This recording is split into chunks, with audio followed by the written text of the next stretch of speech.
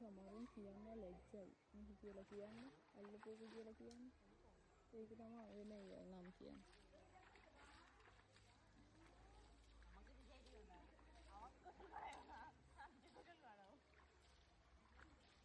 Ticket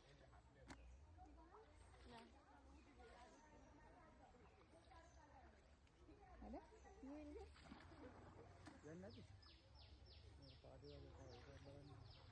මොනවද දෙන්නේ මාත්.